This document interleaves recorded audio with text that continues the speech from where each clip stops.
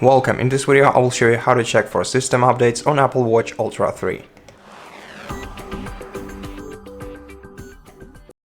So first of all, make sure that both your Apple Watch and iPhone are connected to the internet. So on your Apple Watch you can press the side button to open the control center and then check whether your device is connected to the Wi-Fi or using the mobile data.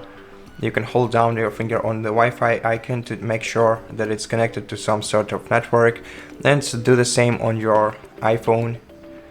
And once you are sure that you have both devices connected to that network, press the digital crown to open the apps list, and then scroll to the settings app and tap on the settings. And here you have to scroll down to general section, open it, then find software update, and then Apple Watch will automatically check for available updates.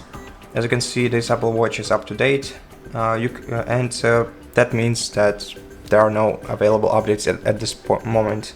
You can also toggle automatic updates right here by selecting this option and then switching this toggle. If you switch it to the left, it will disable automatic updates, and if you switch it to the right, it will enable this feature. And that's it. Thank you for watching this video. If you liked it, consider subscribing to our channel, leave us a like and a comment below, and I'll see you in the next one.